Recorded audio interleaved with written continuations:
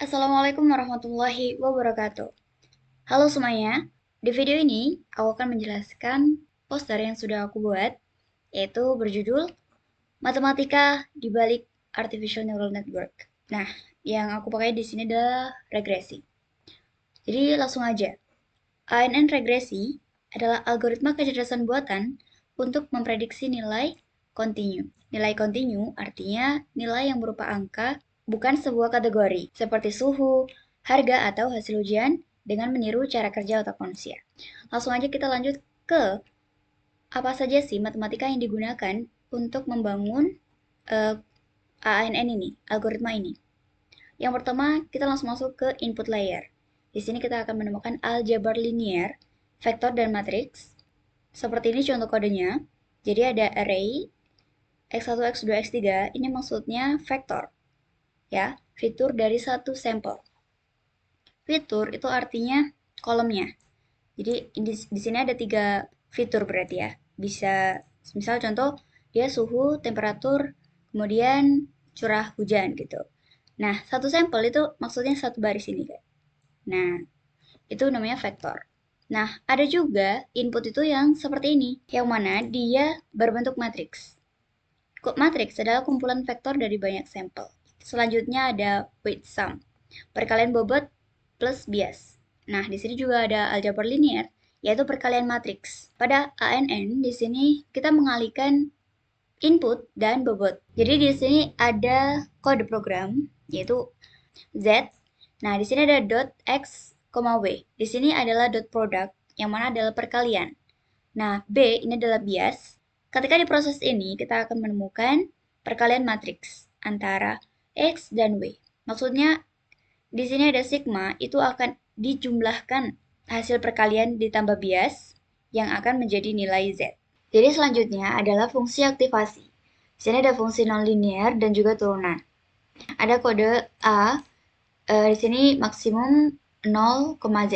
Z-nya yaitu dari perhitungan yang sebelumnya. Fungsi ini digunakan supaya meniadakan nilai negatif. Jadi mungkin saja Z itu ada yang negatif di perhitungan sebelumnya. Kita memasukkan di sini supaya tidak ada negatif.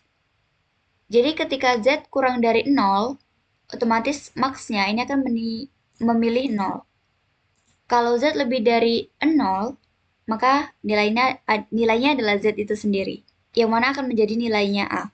A di sini itu akan masuk ke layer selanjutnya untuk dihitung kembali. Fungsi aktivasi ini berada di hidden layer. Turunannya maksudnya itu di mana? Di sini.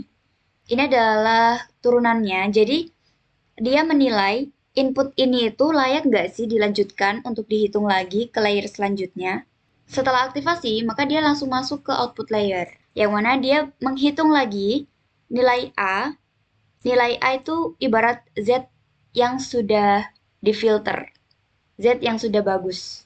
Dia akan dihitung dengan bobot selanjutnya.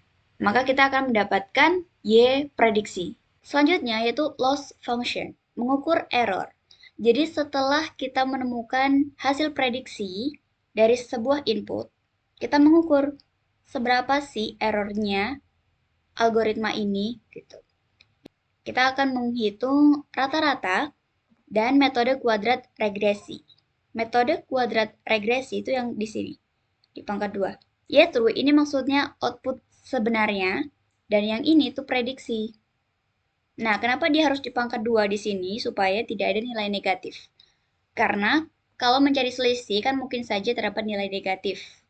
Jadi di sini di pangkat kan 2 itu adalah metode kuadrat regresi.